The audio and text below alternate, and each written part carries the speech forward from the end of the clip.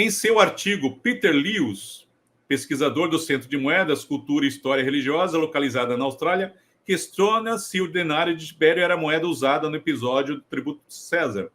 Primeiro, o denário apresentava o retrato de Lívia e Tibério César, o que não foi incluído na narrativa bíblica. Além disso, as inscrições eram em latim, uma língua que poucas pessoas na Judéia falavam ou liam, enquanto que o grego era mais comum nas moedas da região. Então, primeiramente, eles vão olhar a imagem. Pô, mas quem que é esse cara aí? Aí eles vão ler, está escrito em latim. Também não era encontrado denário circulando na Judéia. Lewis diz o seguinte: mais importante ainda, não há evidências de que denários de Tibério circularam na Judéia nessa época. Nenhum jamais foi encontrado nas pilhas de moedas descobertas na Judéia. Nosso amigo lá, o Ariel, ele vai dizer que encontraram um denário de Tibério na Judéia. Foram encontrados em Israel todo, foram encontrados, parece, se não me engano, ali que ele citou ali, parece que 30 moedas. Mas um denário foi encontrado na Judéia.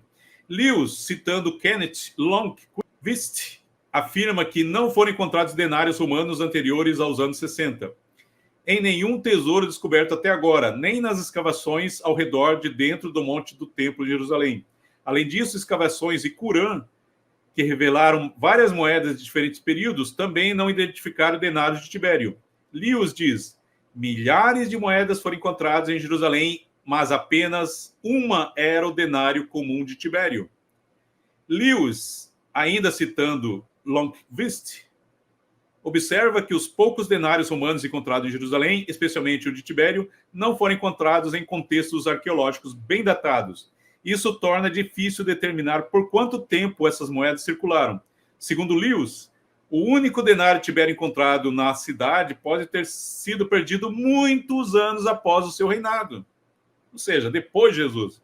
Provavelmente após a primeira guerra judaica de 66. Olha para quando ele está jogando isso. Então ele vai jogar isso aqui para quando? Depois da primeira guerra judaica, quando o cenário mudou drasticamente. Lewis, ele vai dizer o seguinte: o ponto importante a ser feito é que só os tesouros importam no que diz respeito a estabelecendo o momento em que uma determinada moeda circulou em uma área. A conclusão que denário de Tibério não circulou em Jerusalém é corroborado pelos resultados de uma pesquisa de moedas encontrados em Jerusalém por Donald Ariel, do Departamento de Antiguidade de Israel, que notou completa ausência de acúmulos de moedas romanas em Jerusalém antes de 70.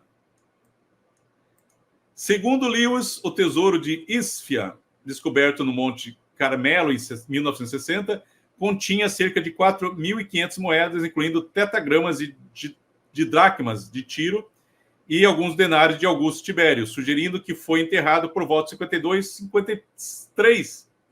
Olha a data que ele está colocando aqui, tá? A descoberta mostra que denário Tibério e Augusto eram incomuns na região, especialmente em Jerusalém, indicando que a província da Síria, durante a vida de Jesus, era uma área monetária fechada, onde moedas de fora não circulavam. Após uma investigação cuidadosa, Lewis concluiu o seguinte: Lewis vai dizer assim: depois de investigar o assunto, cheguei à conclusão de que a moeda do imposto romano não poderia ter sido um denário, porque não há evidências de que denários circulavam na Judéia naquela época. Nenhum foi encontrado nas hordas de moedas descobertas em Jerusalém e arredores. Os judeus provavelmente pagaram um imposto romano em moedas tiríneas. Corrigindo aqui, moedas tirianas. E a moeda mostrada a Jesus em Marcos 12,15 era provavelmente um tetradracma, uma moeda de prata cunhada em Antioquia. Para Peter Lewis, Marcos mudou o nome da moeda para o público romano entender a mensagem. Então ele entende que Marcos foi escrito para romanos e não para judeus. Veja, não sou eu que estou dizendo. Ele diz assim: Marcos escreveu esse evangelho para os gentios em Roma e percebeu que eles não saberiam o que era o tetradracma. Então mudou a moeda para o denário que circulava em Roma. Além disso, ele evitou criticar o imperador porque sabia que ser pró-romano era necessário para a propagação do evangelho.